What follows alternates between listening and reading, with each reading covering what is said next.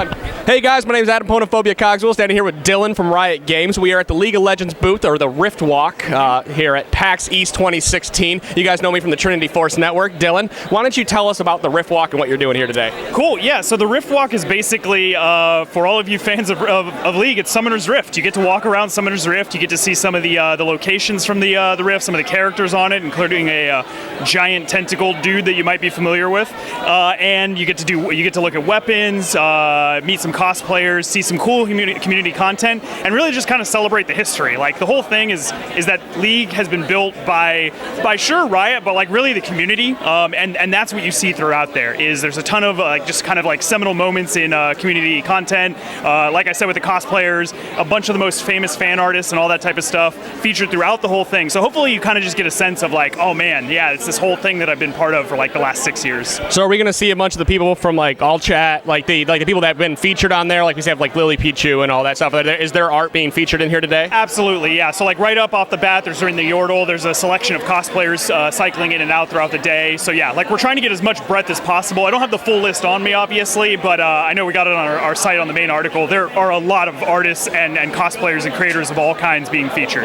Try to get as many as we could packed in here, because again, they're the ones who make this all possible, and the people who celebrate them all and help them do what they do. So we're going to walk through the Rift Walk later today. Yeah, we've got a GoPro on us. We're going to do it. That's what I heard. I heard our souls are at risk here as we walk through. A little bit. So we're going to have the GoPro on. We're going to walk through to try to show people what they're missing out here. Yeah. Where's the next time that people can find this if they didn't make out to PAX East? Do you know? Where they can find this? Yes, because I know it's traveling. It's going to travel, right? Yeah, absolutely. We don't quite have the details yet, but as soon as possible, right after PAX East ends, we're going to kind of do it like, hey, PAX is awesome. Here's all the cool stuff we did, and then we're actually going to announce some of the upcoming stuff. Like, it's kind of the usual thing. We want to announce events as soon as possible, but the worst thing that could happen is we announce an event and then something falls through. Sure. So we got to make sure we're 100% good to go, but the event people are very actively trying to lock up all those details. So very shortly after PAX ends, we'll be announcing where this thing's going to be going next. Okay. Yeah. So just a couple more questions for you, because most people would know you from the League Community Podcast, or League Soapsu, which we were a part of. That we're ramping up a bunch, but you guys are doing all the League Community streaming on what, Tuesdays or Thursday nights? Really what we're getting to now is that we're actually going to be doing it Monday through Friday. Like within 2 or 3 weeks, we're going to be doing that. And the idea is each day will have a different theme. It's going to be like, Art Mondays, Design Thursdays, All Chat Fridays, that kind of thing.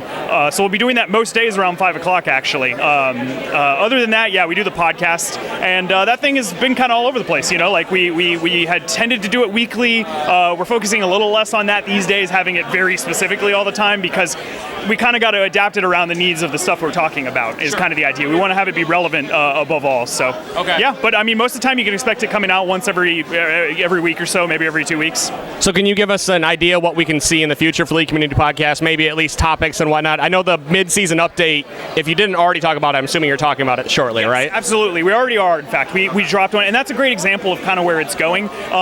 We previously had been kind of throwing everybody into the same bucket, and we'd talk, like to you guys one week, and then the next we'd be doing like a behind the scenes thing. And I think what we arrived at is that we were straining it a little too much, because like those two things require very different things. If it's about content, it kind of needs to be based on the timeline of that content and not like set on a week of, a specific day of the week based on the needs of our podcast. Sure. The community side of things, we're trying to see what exactly that needs. Like we're really excited about streaming, for one thing. We want to have a creator stream, essentially.